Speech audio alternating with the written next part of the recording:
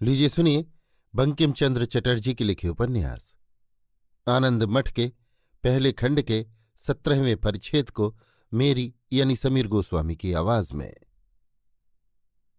भवानंद मठ के भीतर बैठे हरि गुणगान कर रहे थे। इसी समय ज्ञानानंद नामक एक तेजस्वी संतान उदास मुंह उनके पास आ खड़े हुए। भवानंद ने कहा, गुसाई जी, ऐसा उदास चेहरा क्यों बनाए हुए हो? ज्ञानानंद, कुछ गोलमाल सा हुआ मालूम पड़ता है। कल की घटना के कारण मुसलमान जहां कहीं गेरुआ कपड़ा देखते हैं वहीं धर पकड़ करने लगते हैं। अन्य संतानों ने तो गेरुआ वस्त्र उतार फेंके, केवल सत्यानंद प्रभु गेरुआ पहने हुए शहर की ओर गए हैं। कहीं वे मुसलमानों के फंदे में न पड़ जाए। भवानंद, उन्हें पकड़ रखे ऐसा कोई मुसलमान इस बंगाल प्रांत में पैदा नहीं हुआ। मैंने सुना है कि धीरानंद उनके पीछे पीछे गए हैं। तो भी मैं जरा शहर तक घूम आना चाहता हूं, तुम मठ की रखवाली करो।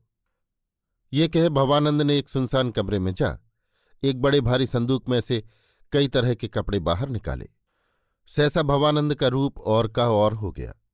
गेरुआ कपड़ों के स्थान में चूड़ीदार पायजामा, अचकन, चौंगा, सिर पर अम्मामा और पैरों में नागौरी जूते शोभा देने लगे। ललाट से त्रिपुंड के चिन्ह दूर हो गए। भौरे की तरह काली काली दाढ़ी, मूंछों से घिरा हुआ सुंदर मुखमंडल अपूर्व शोभा दिखाने लगा। उस समय वे मुगल नौजवान मालूम पड़ने लगे। इस तरह मुगल का वेश बना हथियार से लैस होकर वे मठ से बाहर निकले। वहां से कोस 1.5 कोस की दूरी पर 2 नीची पहाड़ियां थीं। इन पहाड़ों पर खूब घने जंगल थे। इन दोनों पहाड़ियों के बीच में एक सुनसान स्थान था। वहां बहुत से घोड़े बंधे थे। वहीं मठवासियों की अश्वशाला थी। उन्हीं घोड़ों में से एक पर सवार हो भवानंद नगर की ओर चल पड़े। जाते जाते वे सहसा एक जगह ठिठक गए। उन्होंने देखा कि कलनादनी तरगिणी के तीर पर आसमान से गिरे हुए नक्षत्र की भांति मेघ से बिछड़ी हुई बिजली की नाई दमकती कांति वाली एक स्त्री पड़ी है। उन्होंने ये भी देखा कि उसके शरीर में जीवन का कोई चिन्ह नहीं है और पास ही जहर की डिबिया पड़ी है। भवानंद विस्मित, क्षुब्ध और भीत हुए। जीवानंद की ही तरह भवानंद ने भी महेंद्र की स्त्री और कन्या को कभी नहीं देखा था। जीवानंद ने जिन कारणों से उन पर महेंद्र की स्त्री कन्या होने का संदेह किया था वे कारण भवानंद के सामने उपस्थित नहीं थे। एक तो उन्होंने ब्रह्मचारी और महेंद्र को कैद होकर जाते नहीं देखा था, दूसरे लड़की भी वहां नहीं थी।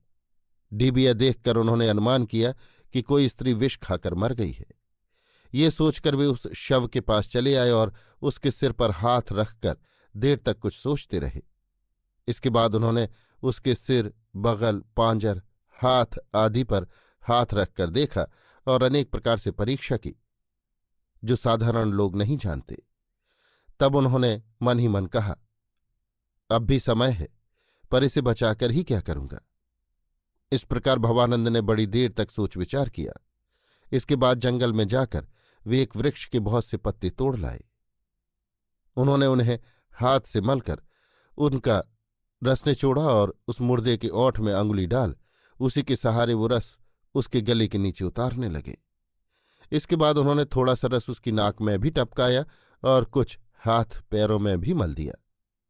ये बार बार ऐसा ही करने और रह रहकर उसकी नाक के पास हाथ ले जाकर देखने लगे कि सांस चलती है या नहीं।